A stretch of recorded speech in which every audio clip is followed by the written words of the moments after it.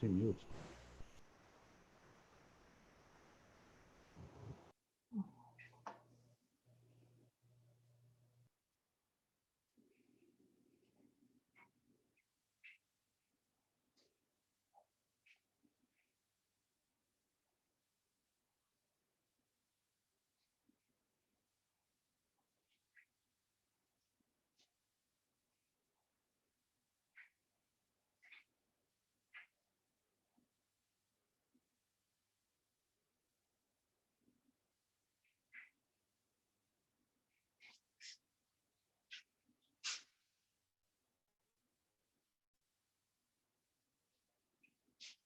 Ability sound. Let's see if I'm unmute. Gabriel unmute. Let me unmute everyone. Could you please try to say something only? Okay. Gabriele. Okay. Yes. Christy, okay. Yeah, Okay. here. Perfect. Yes. Oh, let me close here. YouTube. 1 minute, please. Yes. Christy, okay. Yeah, here. There is an echo, Yes. right? Some delay. With a delay. Yeah, I have a problem. I need to close here. Sorry. And no, it's okay now. Ecoa, PUC Rio, Brasil Energia, Bratec, and Visão TV bring the topic Return to Offices with Gabriele Botelho, South America HR Director at CGG, Raquel Curi, Vice President of Human Resource and Administration at Next Decade, US, Christina Pierce, Human Resource Manager at Roxtec, North America, Rafael Araújo, Director of Administration at Mayer Brown, US and Mexico. Thank you by accepting this café. Good evening to all speakers and audience. Thank you. Good evening. Thank you. Dear audience, to make questions, please use the form at the website cavanha.café or after the video has been published on LinkedIn comments. Thank you. People, please, I have the first point to discussion. We hope in a few days we can return to the offices, at least a part of each company, while we are waiting for medicines and vaccines. In the companies you support or work for, how is the assessment of risks and how is the plan to be back to the offices? May I ask to Raquel to start with us? Sure. Well, thank you for having me. It's a pleasure to be here. So indeed, we went back to the office yesterday. I'm going to explain a little bit how did it work, but we did a lot of risk assessment, right? Of going back and not going back. I think it's important to say it's not from a business perspective, but we had, for example, concern with employees and staff mental health, some of the having some even emotional breakdowns, working from home for a long time. So different family and house configuration. So we assessed all of that. But to go back, what we use as guidelines for us, one, authorities, right? The CDC is the Center of Disease Control and Prevention here in US. So they sent a lot of guidelines and information to the companies all the time. We follow local, state, and national orders and guidelines. Very recently, the state guideline was the one prevailing here over the local, and the national, the president gave autonomy to each state to define those orders and guidelines. So those were the main pillars in terms of authorities, right? Internally, leadership. We created an internal committee, was led by HR, but we have HSSNE, we have strategy, we have communications and legal together assessing all the situation and making recommendations. We did benchmark with industry, right? Using not only a lot of forums, webinars like this one, but using information from Greater Houston Partnership, for example, was giving a lot of inputs and insights for us. We heard the employees, right? That was a very important piece. You're gonna see we went back, but it is 100% optional. So the first question we ask employees is they felt comfortable in going back or not. And only employees that could or were comfortable in going back are coming back to work. We liaise a lot with the building. We are in a big building center here in Houston, so we need to follow and align guidelines with the building where we work with. And we did an assessment with our business and our office. So let me explain here. I think it makes a very huge difference depending on your office configuration that you have and the type of business that you have. Our office is 70% individual offices, only 20% very spacious cubicles, and only about 10% of really open plan. So this helped a lot to go back with and keep the social distance. And we are a pre-operation company yet. We don't have operations. So we only have employees working in office environment. So why I'm bringing this, because this made a lot of difference on the decisions, on the timing and the protocols that we put in place to bring employees back. So we came back yesterday. The state in Texas allowed building office to reopen yesterday with 25% of the workforce. And that was the limit that we put. So after asking employees that they were comfortable or not in coming back, if they could come back or not, we still limit the number of employees to 25%. And we put in place a lot of protocols. On the health side, employees need to do self-screening every day. And there is a guideline from CDC here to do that. If they have any symptoms, or if they start presenting any symptoms while at the office, or if someone in their household present any symptoms or has the virus, they must stay home. It's not even an option. They must stay home. And the company may require the test results to allow them to come back. And of course, if they test positive, to follow the quarantine and things like that. We're not going to do any screening at the office. We're not doing, we don't believe that we need that.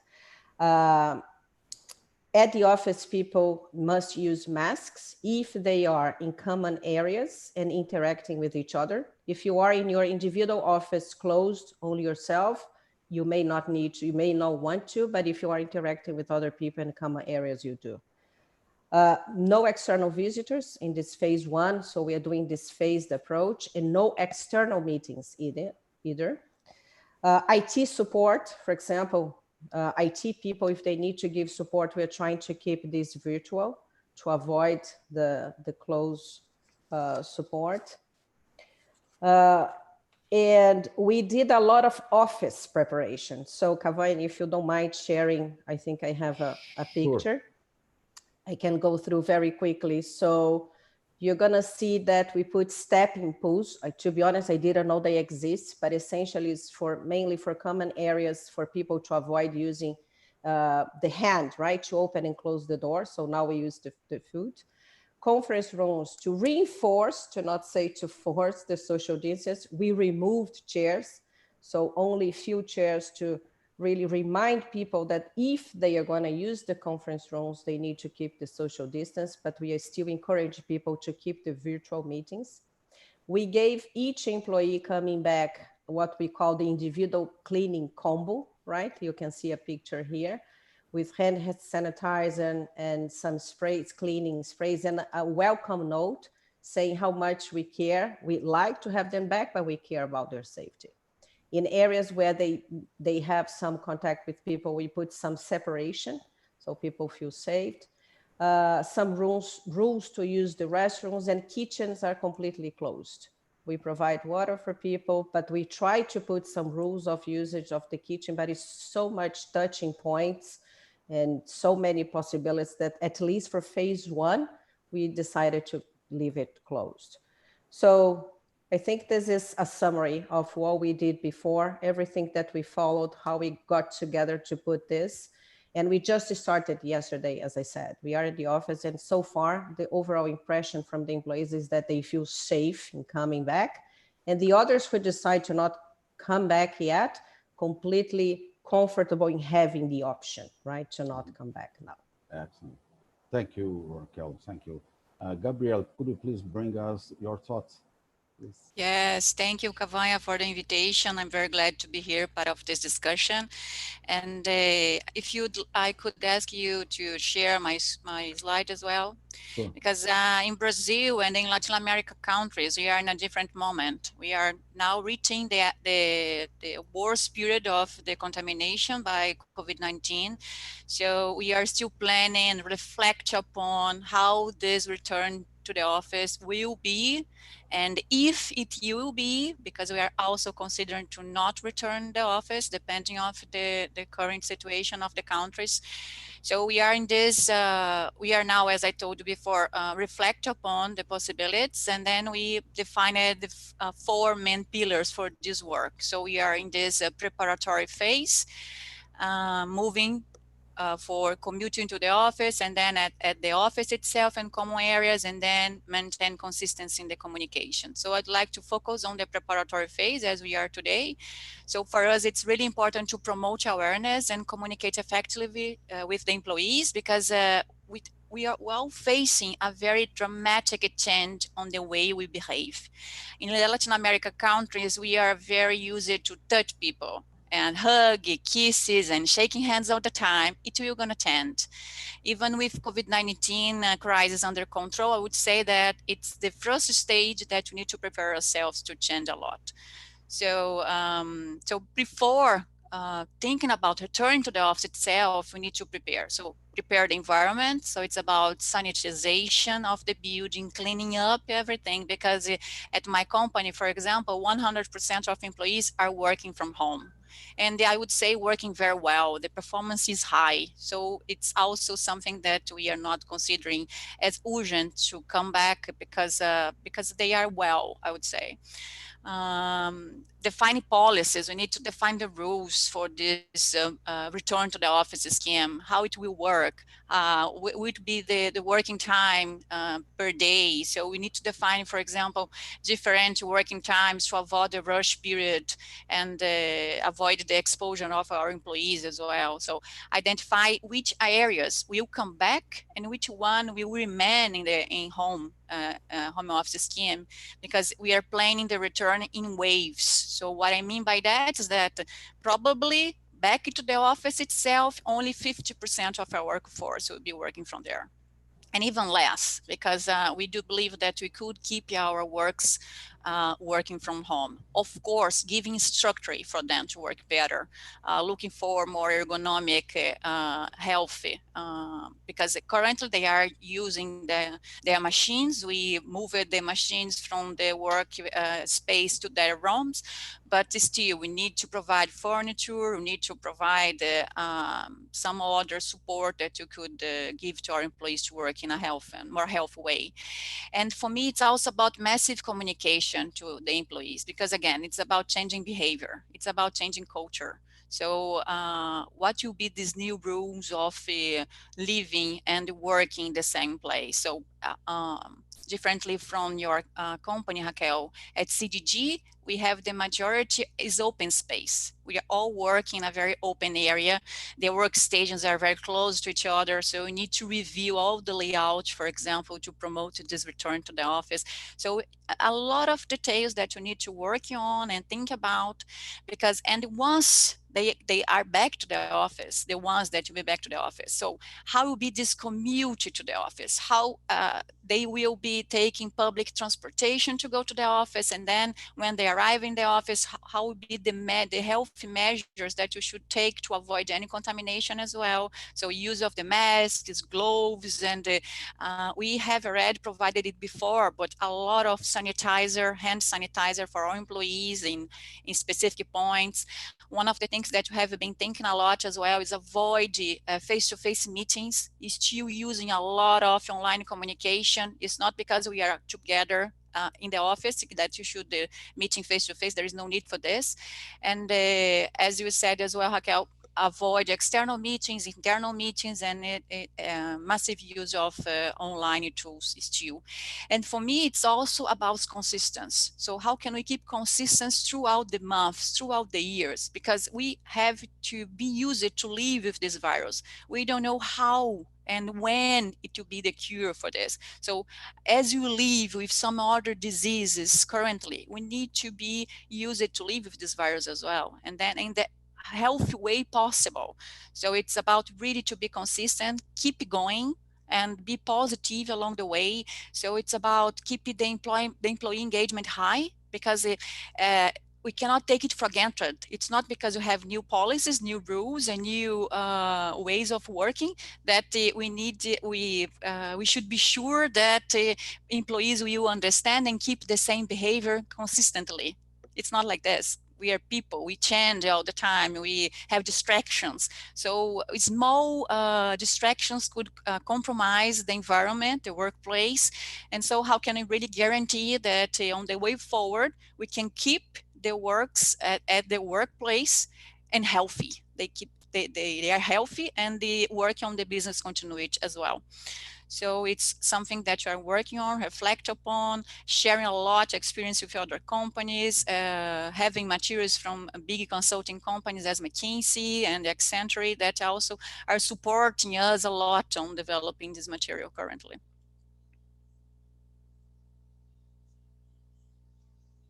You are on mute, Cafaya. Sorry, I was mute.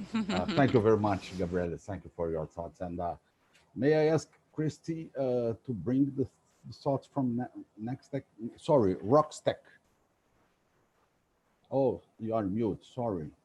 Now you can talk. Yeah. Okay. Yes. Thank you for having me as well. And like the others before me, we have started bringing back our office in phases. We're a little different in that most of our facility is made up of manufacturing. So they have been working at the facility throughout this entire situation. We did implement a lot of social distancing, and as the other said, we brought in a lot of cleaning products. We have a cleaning crew come and clean our facility every evening. They spray everything down. They do extra cleaning on all the high-touch surfaces, such as doorknobs and any other points of entry that the employees may need to use. We have done a lot of education. We formed a COVID-19 team to go over and make sure that we are abiding by the CDC guidelines. We're making sure that we continually educate people on the importance of washing their hands, staying 6 feet away from each other, avoiding any meetings or socializing in close contact with each other. For the most part, I think everybody feels safe at work.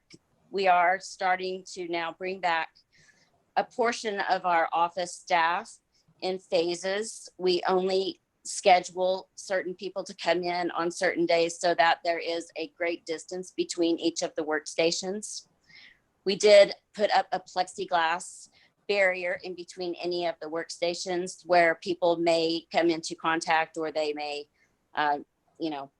accidentally cough or sneeze, so that their germs won't go into anybody's faces. And we have also provided them with cleaning, hand sanitizing gel, cleaning wipes. Instead of a fika break, which is traditional for our company, we now have a cleaning break. So occasionally we ask people to get up and wipe down their workstations, and in addition to any other areas that they may come into contact with, such as the copier or the fax machine or anything else where they may touch inadvertently, so that those that come behind them know that they're touching a clean surface. But also we ask that we clean it before we use it. So we're trying to be very vigilant and stay safe. For the most part, those who have been working from home are a little nervous, as you can imagine, to come back. They've been working from home, watching the television, and quite scared, I imagine. And so it's a slow process. We're taking our time. We're not going to rush into bringing people back. We're going to continue to abide by the CDC guidelines on a daily basis and make sure that everybody feels safe and secure and knows that they're welcome to come back. But we also want to make sure that nobody is coming back with an infection. So we are asking that everybody takes their temperature before coming into the workplace. We've provided a scanning temperature thermos, what's it called? A temperature taking device. I can't think of what it's called. And we have a questionnaire that we ask everybody to fill out to ensure that they have not had any symptoms or come into contact with any family members or anybody else who has had symptoms. Honestly, we also have any vendors who may come into the facility, fill out the same questionnaire. We are not allowing any outside visitors at this time who are unnecessary or unessential. As far as our outside sales force, they are going to start seeing customers as allowed. We are sending them all face masks as well as hand sanitizer and hand sanitizer refills, along with a little note of our gratitude of the risk that they may be taking in the future, because nobody knows how long this is going to continue. And so we're very grateful for all of our employees and how well everybody has accommodated the situation and is taking this very seriously to ensure everybody's safety. And that's all I have. Thank you, Christy. Thank you for your thoughts. Thank you. Very helpful. May I ask Rafael? Thank you. May I ask Rafael to bring the thoughts? Sure. Thanks for having me. Hi, everyone. I think most of the topics were already brilliantly covered by my colleagues here. And I would like to somehow walk people through the steps we take and the main risks we identified and how we mitigate those in a broader picture. So just to put that into context, I was first tasked to co-lead a group, and the purpose of this group was to coming up with a global plan. So we are talking about 27 offices in 13 different countries with several thousands of people spread around this offices. So because we are a law firm, it's kind of easier to identify the regulatory risks than the vast majority of other businesses. But we also found other critical risks, and the three more relevant ones were lack of engagement that would impact execution, because all of us who work with plans know that paper accepts everything. Whatever you put is in there, they deal well with that, but the execution is really the real deal, is where the problems come up.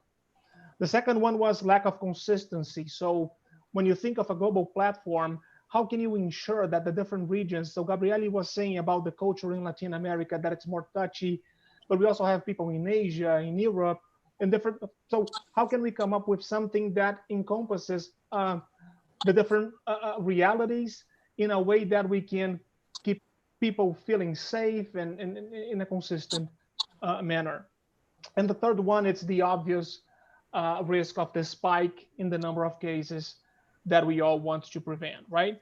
So to address the first risk about the lack of engagement, as soon as the group was formed, we put together kind of a collaborative tool, and we sent out to the firm, to the entire firm, to ask people to share the thoughts and concerns and suggestions on what they feel that could be important measures to be taken in their locations. So, and of course, this is a life-threatening event, and the level of response was really surprising.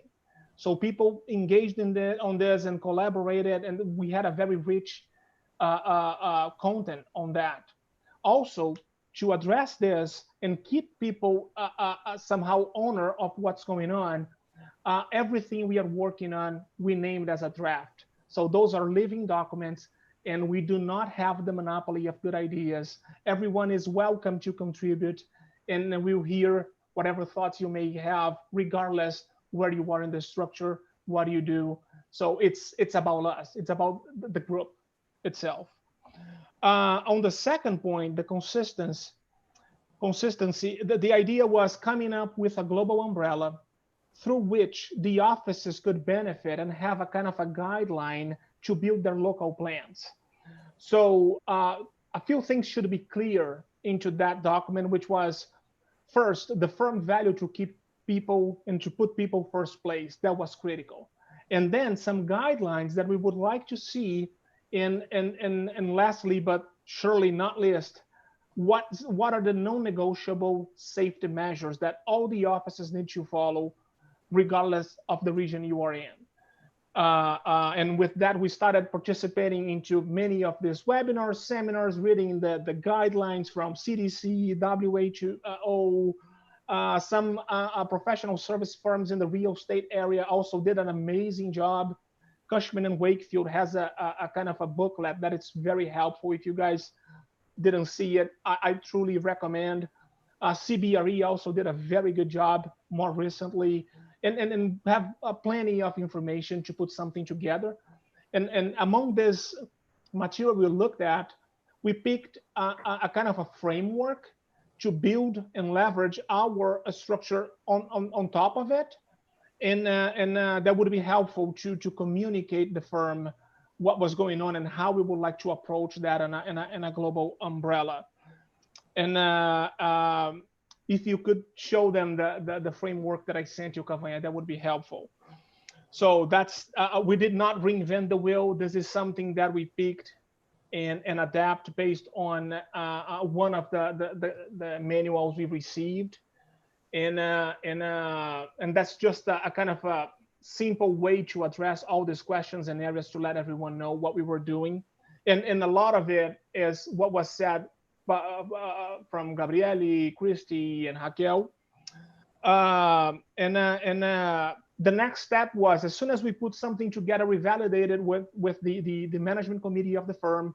And the final step is something that I really feel proud to be part of. We are having a session with an epidemiologist, and this person is going to evaluate the plan we put together and recommend actions. This is happening in the coming week. So that addresses the lack of consistency, the risk.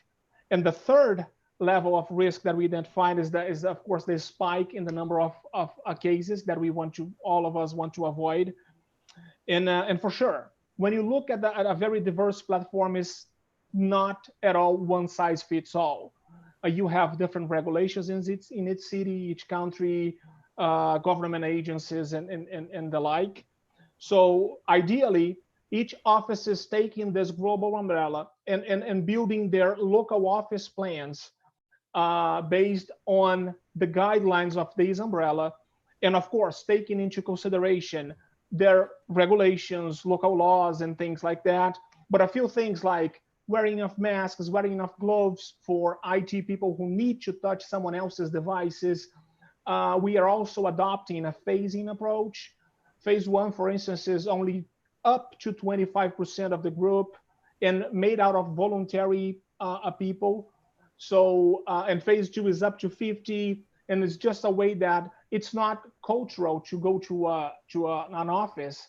As Raquel's office, our offices, I would say it's 90% made of individual offices. But anyways, people were not used to wearing masks while they walk about the offices, and it requires time for people to get used to. I'm finishing. All right, sorry about that. And that's the idea. So that's the overall plan. It's a lot to talk. Sorry to interrupt you, but we need to have another question, and you are very welcome. Of course you are. Let's go to the second point we have to discussion, please. We are not totally sure of anything in this subject of virus contamination, so this movement of returning to the office probably requires a huge monitoring process and a flexible contingency structure. How do you deal with contingency plan for this situation? Christina, please, can you start with us? Sorry, unmute you. We are, am I ready? Yes, please. Yes. Hear me? Yeah. Okay. We are learning, just like everybody else, kind of as this comes along. We are, as I said, following the CDC guidelines. So should somebody become ill in one of the facilities or one of the departments, we have large departments throughout our facility that are unique, and they're walled off, so not everybody has access to them. So if should somebody become contaminated or get sick, we immediately send them home. Do not let them return to the office. We do a very thorough cleaning. We have a cleaning company that comes in, cleans everything, every surface. And if anybody has come into contact with that person, as the CDC says, that you are within 6 feet of them for longer than 10 minutes at a time, we ask that these employees stay home, self-quarantine for 14 days with no symptoms before they return to the office. And so that is our plan of action right now. So far, thank goodness, we haven't had anybody in our facilities who has been sick. We have had a couple of instances where people have had a fever. When they came in, we checked their temperature and they did have a fever. We sent them home. We had them go get tested, and they were not allowed to return to the facility until they have a negative result, which thank goodness in both cases, they did have a negative result. So right now that is our plan. Excellent. Thank you. Thank you, Christy. Thank you very much. May I ask to Raquel to bring to us? Oh, sorry, we are new. Sure. Okay. Perfect. So yes, we created, so what we did, we offered to all employees as optional, again, to do the antibody test. So we would have an idea about what percentage of the population would still be exposed to the virus. Completely optional, confidential results is just to get some statistics to know what portion of the population was still very exposed, right? That was one thing to help us to come back.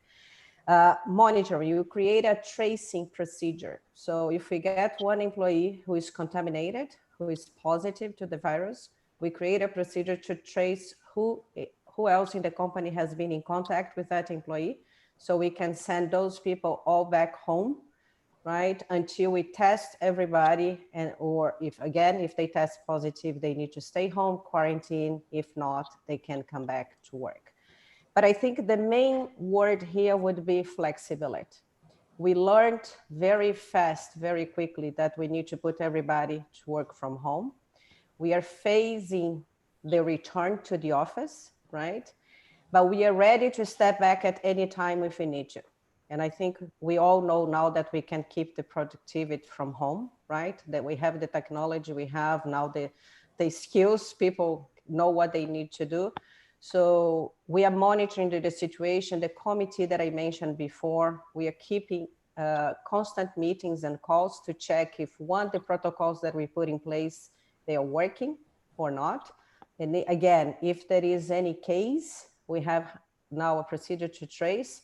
And if we believe that even if it's not in our office, but in the city or in the town, situation is getting worse again, we are ready to step back and go back to work from home if needed. So those are the main things that we are planning to do. Excellent.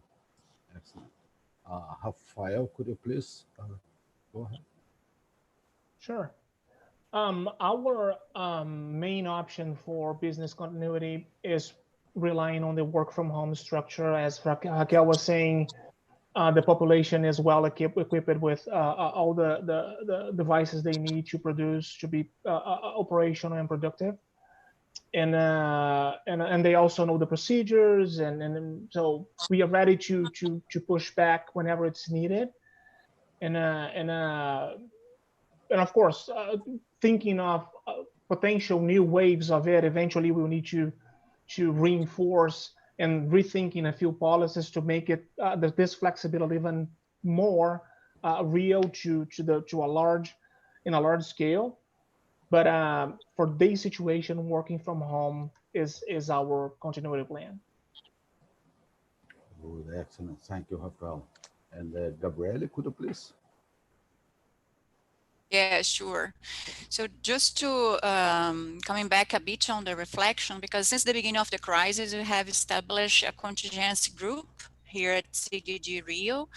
And this group is taking care of all Latin America countries. So the main purpose of this team is to discuss all the scenarios, to illustrate, for example, which will be the worst case scenarios that could impact our business, and which will be the main actions to address and to cover all the scenarios. And I'd like also to remind us that in our market itself, the oil and gas business, it's a bit more complex because we are facing a crisis within the crisis. So it's the level of complexity, the level of challenging that we are facing is tremendous. So we are here representing HR, talking about our companies, but we are not able to deliver all of this alone. It's a lot about the leadership itself. So we together pursuing the same purpose, which is the well-being of our employees and the business continuity of our business, no doubt. And then it's not only about leadership and human resources, but also each employee that is part of our organizations, because we need to be committed to our self-protection, protecting others, and protect our environment. Because again, it's about a changing culture, a changing of behavior, and it's not happens from the day to the night. So it's take time. And the first thing that you need to think about is really safety, as Rafael was mentioned, because it's safety first in all the scenarios. So we are not jeopardize our employees to put them in risk to come back to the office if they don't feel that they are ready for this, and we as a company do not see that the environment it's safe for them to come back. And we are really taking care of that. And it's the first thing that we are working on. Perfect, thank you. Let me bring the first question we received in Portuguese. I will try to translate here. I am physically disabled. Work at home is important for me. So let's be free to talk. Everyone wants to talk, please go ahead.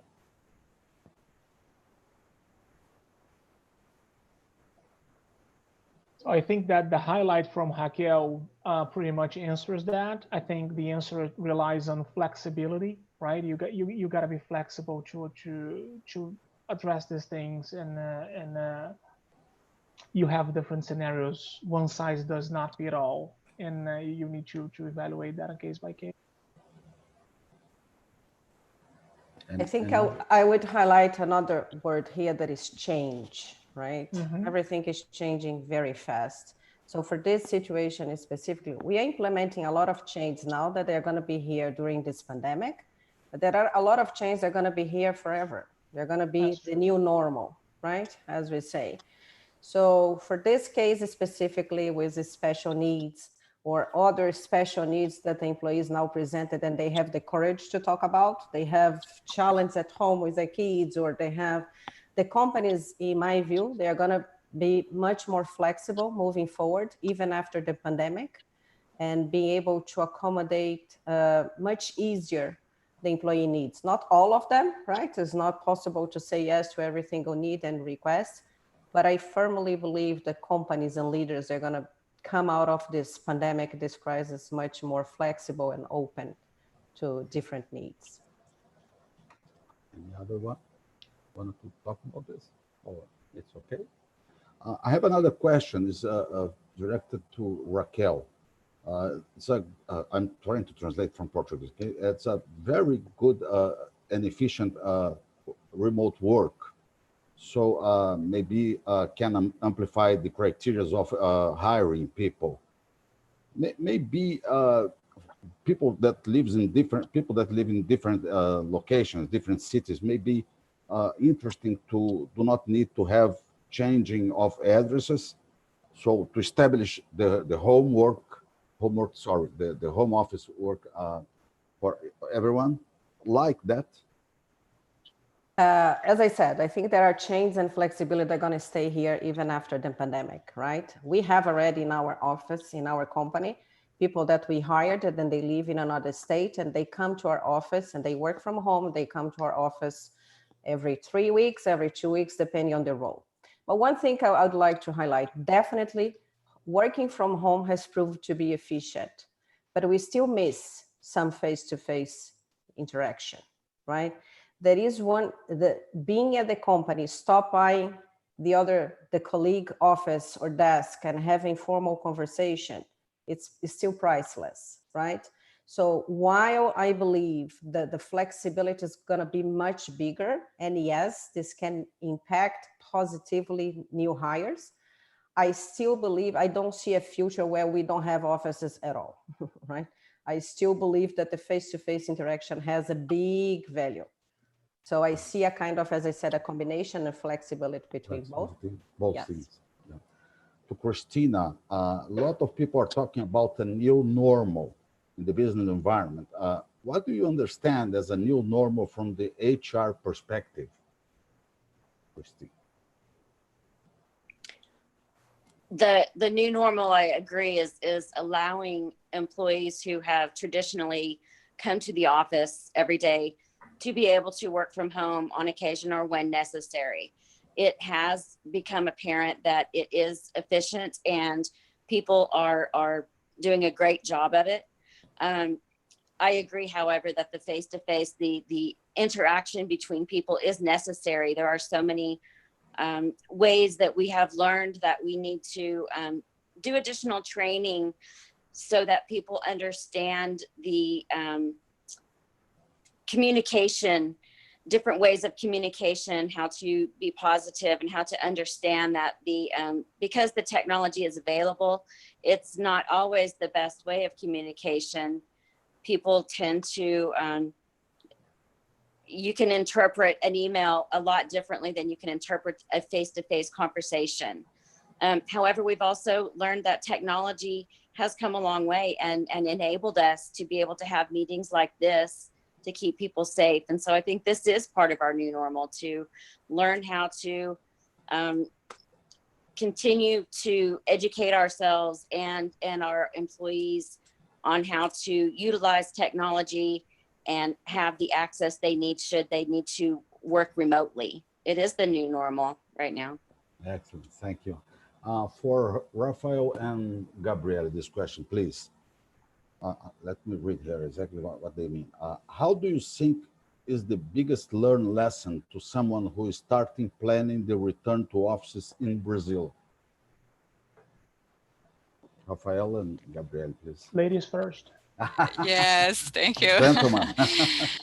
I would say that we are learning along the way. There is no, we are not 100% sure of what we are implementing. And what I mean by that is that we are experimenting, we are testing ideas, we're reflecting, and we are deciding based on individual needs as well. So we, as Christina said, so some employees prefer to work from home, others asked us to come back to the office because they want to be back to their normal life. If I'm still allowed to use the word normal, because I think normal will not be normal anymore. So it's really on the individual basis. So I think we need to be open to really challenge ourselves all the time along the way. And as Rafael said before, at CDG, we did many people surveys to listen to our employees, to really understand their needs and what they are feeling lacking of. So it's really about involving everyone on the decision. Yeah, this is great, and I think that's the way. One of the things that this crisis is bringing for us is pretty much destroying the illusion of certainty. I think somehow we felt like we knew things and we could rely on things and things would be predictable when they were not. Actually, we built ourselves a kind of an illusion. Of course, you have to work on some ways to predict and making plans and etc. But at the end of the day, as some of my professors would say, a planning is also an exercise of faith, right? You don't know what's going to happen, and you plan with certain criteria to try to bring it to life.